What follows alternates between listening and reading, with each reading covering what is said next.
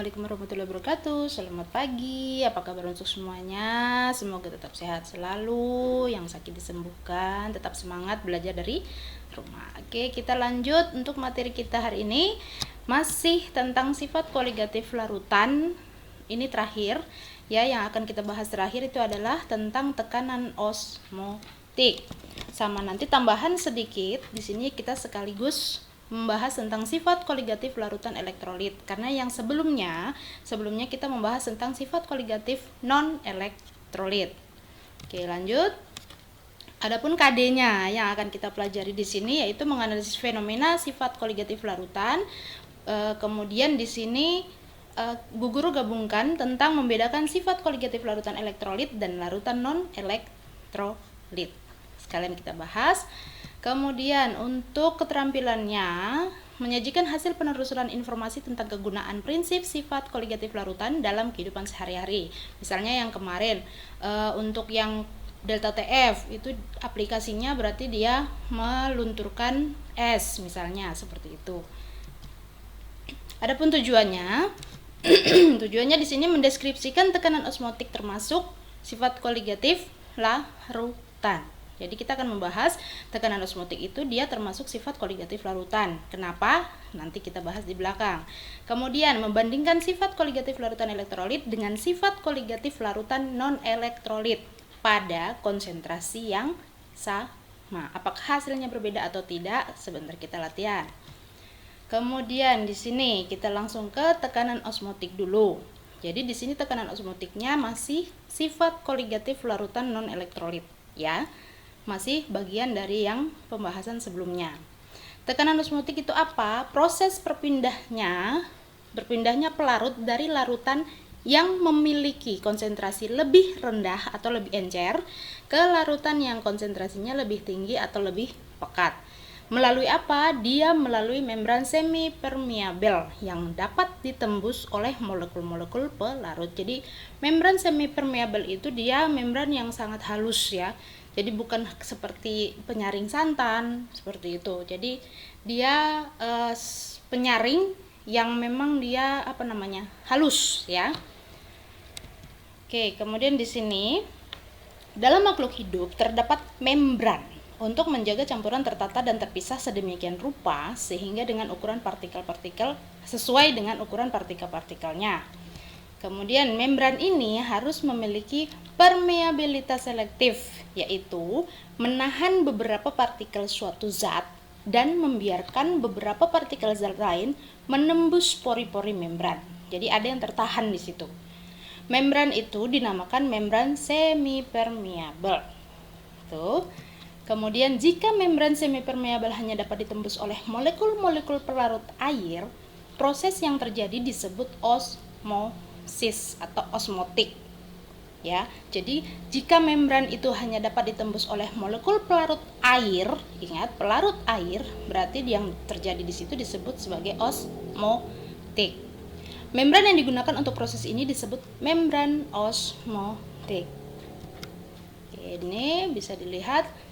Nah, jika membran osmotik ditempatkan di antara dua larutan dengan konsentrasi yang berbeda, nah molekul-molekul air akan berpindah menembus membran dari larutan encer yang konsentrasinya lebih rendah menuju larutan pekat atau yang konsentrasinya lebih tinggi. Nah, di sini ada sedikit gambar kira-kira seperti ini. Jadi ada larutan encer, ada larutan pekat.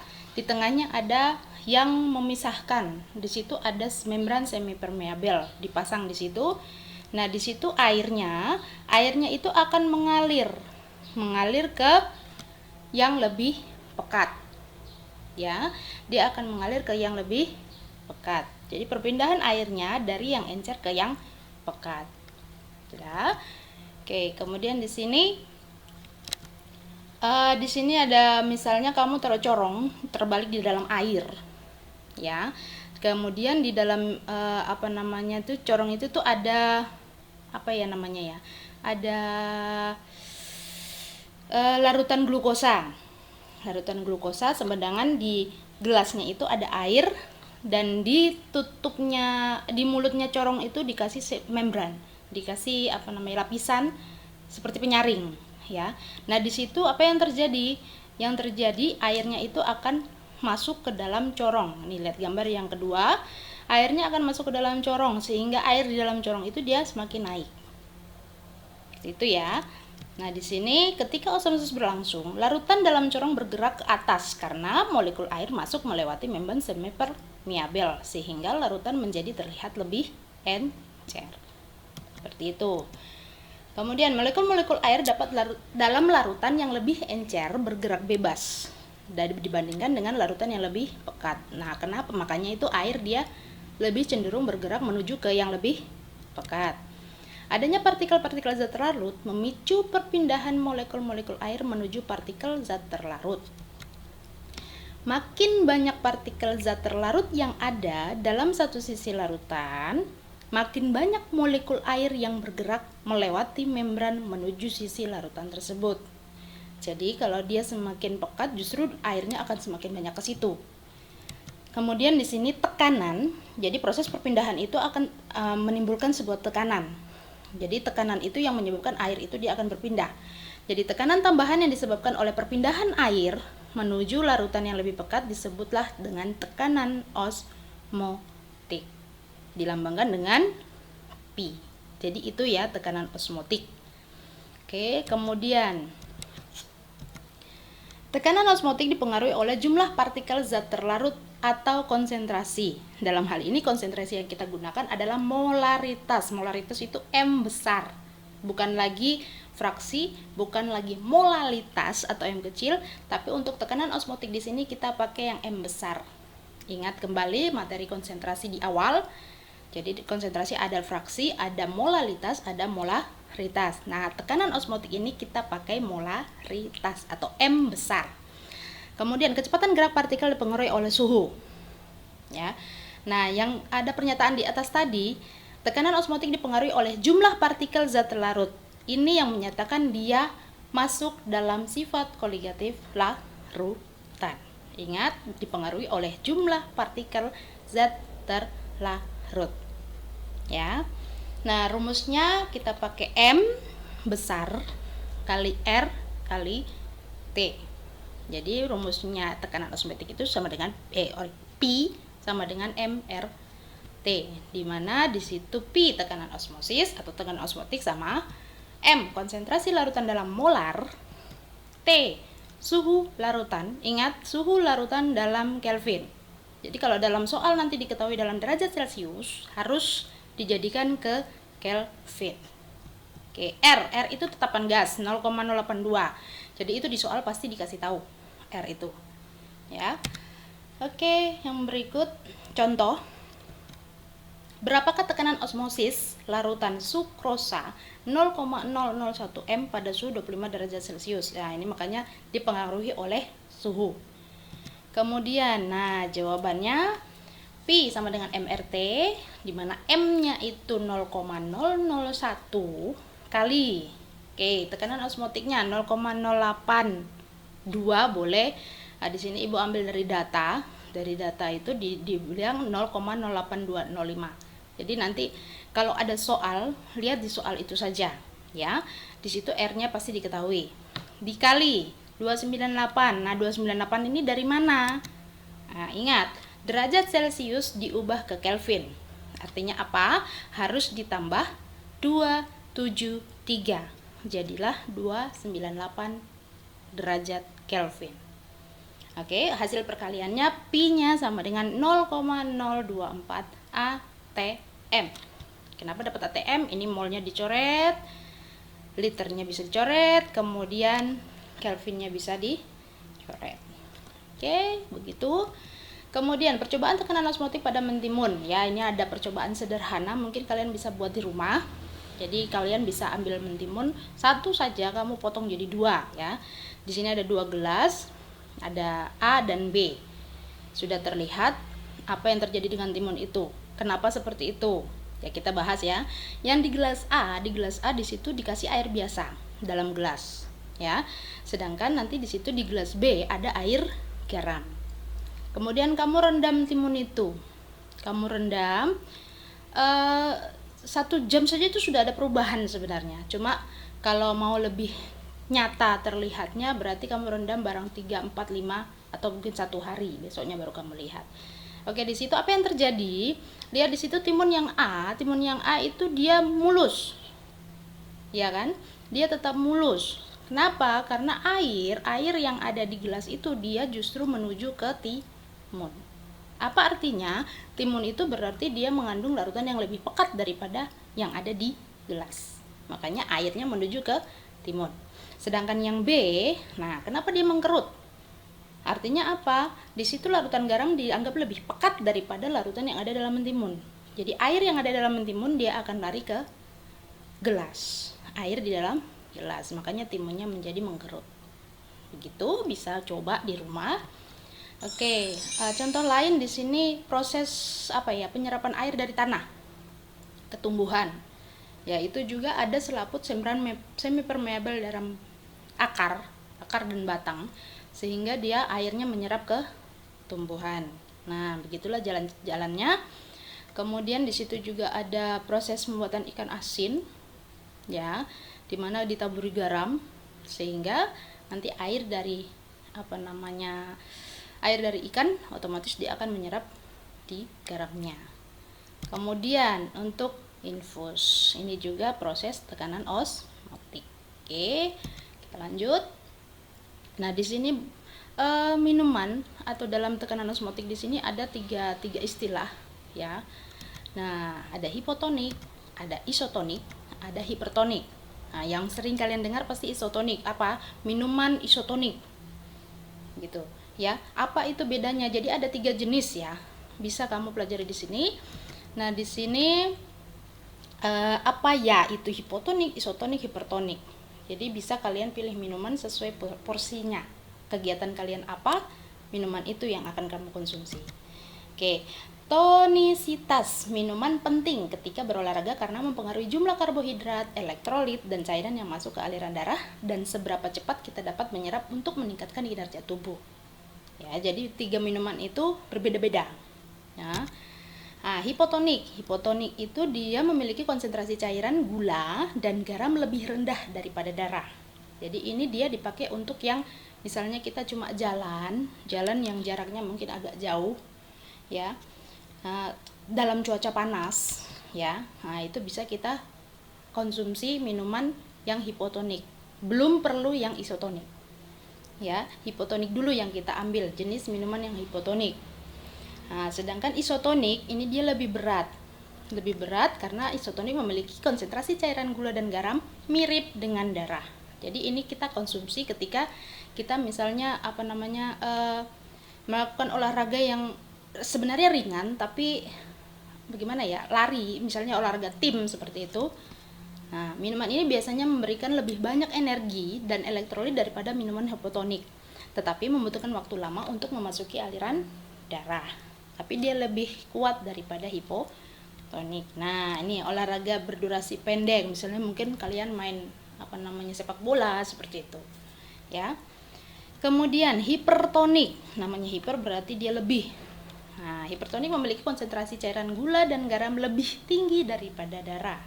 Nah, kapan kita menggunakan ini? Dia bisa digunakan untuk pemulihan orang yang habis sakit dan sering mengandung protein tambahan. Ini biasanya dipakai untuk olahragawan yang memakai otot biasanya, ya. Yang memakai otot lebih besar, bukan sekedar hanya lari-lari, tapi dia memiliki yang digunakan adalah gerakan otot. Nah, ini bagus untuk digunakan oleh olahragawan yang seperti itu, ya. Dan ini kalian bisa pilih, jangan sembarangan minum, cuma jalan sebentar langsung beli minuman isotonik, nggak usah. Apalagi yang cuma duduk-duduk di rumah minum cairan isotonik, tidak perlu. Awas, hati-hati nanti kadar gulanya lebih besar. Itu yang membuat kalian bisa kelebihan kadar gula, gitu ya. Kemudian sifat koligatif larutan elektrolit. Nah, kita bahas sedikit di sini untuk yang elektrolit. Yang kemarin kan non elektrolit. Nah, sekarang kita bahas yang elektrolit. Apa bedanya? Nah, di sini terletak dari faktor Van Hoff atau I. Apa itu? Faktor yang membandingkan jumlah ion dari larutan elektrolit terhadap jumlah molekul air larutan non elektrolit. Oke. Ya, jumlah ion larutan elektrolit itu yang seperti apa? Oke, kita bahas. Nah, I rumusnya adalah 1 ditambah N-1 kali alfa. N itu jumlah ion dari elektrolit. Jumlah ion dari elektrolit. Misalnya, NaCl, berarti dia diionkan menjadi Na plus dan Cl min. Masing-masing ionnya berjumlah 1. Berarti jumlah ion NaCl sama dengan 2. Yang berikut ada MgBr2. Berarti di situ Mg plus 2 ditambah 2 Br min, di mana jumlahnya Mg1, Br-nya 2. Berarti jumlah itu N kecil, jumlah ion MgBr2 sama dengan 3. Bisa. Untuk alfa itu derajat ionisasi elektrolit. Nah, untuk elektrolit kuat, alfanya pasti 1. Ini sebenarnya pembahasan kelas 11 kemarin. Ya, dilihat lagi. Kemudian alfa itu adalah jumlah mol yang terion per jumlah mol mula-mula. Oke. Jadi, untuk larutan elektrolit, rumus-rumus yang dipakai sebagai berikut. Jadi, ada perbedaan di sini. Nah, untuk delta P, rumusnya X kali P0 dikali I. Delta TB sama dengan M kecil kali KB kali I. Delta TF sama dengan M kali KF kali I. Sedangkan Pi sama dengan MRT kali I. Apa yang berbeda di situ? Ada I-nya semua di belakang. Nah, sedangkan yang waktu larutan non-elektrolit yang kita sudah bahas, delta P, delta TB, delta TF, dan Pi, itu tanpa I. Berarti yang kita bahas sebelumnya adalah non-elektrolit. Ingat, kalau elektrolit berarti kita tambahkan di situ dikalikan lagi dengan I atau faktor Van Hoff. Ya, itu bedanya ya. Nah, kemudian di sini ada contoh, misalnya ini untuk mencari delta TF. Ibu kasih contoh satu saja, mencari delta TF. Di situ ada mol, molnya sudah ada, gram airnya ada, I-nya ada, KF-nya ada.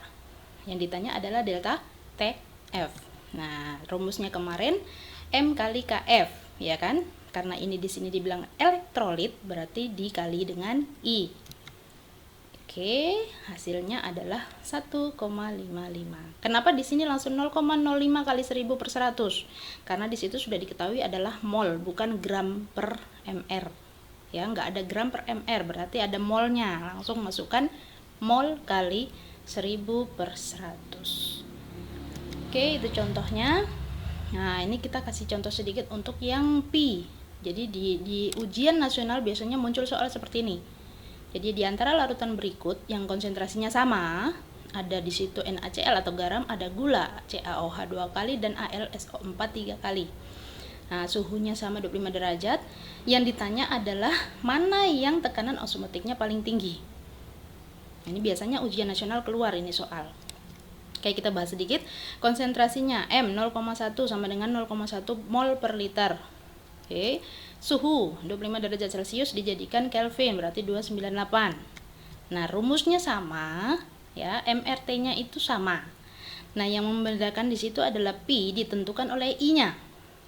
I, ingat, I pengaruh. Jadi dari I-nya itu kita dapat NaCl itu N-nya 2, alfanya 1 karena dia elektrolit kuat. Kemudian di situ gula non elektrolit berarti tanpa N. Ya. Jadi I-nya sudah dapat, ada I NaCl2, gula 1, CaOH 2 kali 3, Al2SO4 3 kali 5. Nah, ingat baik-baik, I besar berarti Pi juga besar otomatis.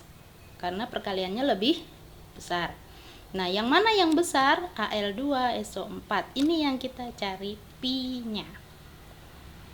Bisa kita cari Pi dari Al2SO4, dimana di situ konsentrasinya 0,1, kemudian R-nya 0,82 dikali 298 dikali 5. 5 itu I yang di atas tadi di tabel.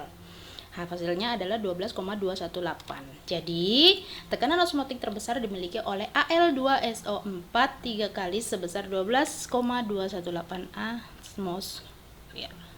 Oke. Untuk kuis, kali ini tidak ada hitungan. ya, jelaskan bagaimana proses mengalirnya cairan infus sehingga disebut sebagai proses tekanan osmotik. Bisa diputar kembali videonya, silakan disimak baik-baik. Ibu tunggu tugasnya. Ya, tetap semangat belajar dari rumah. Terima kasih. Salam sehat selalu. Assalamualaikum warahmatullahi wabarakatuh. Selamat pagi.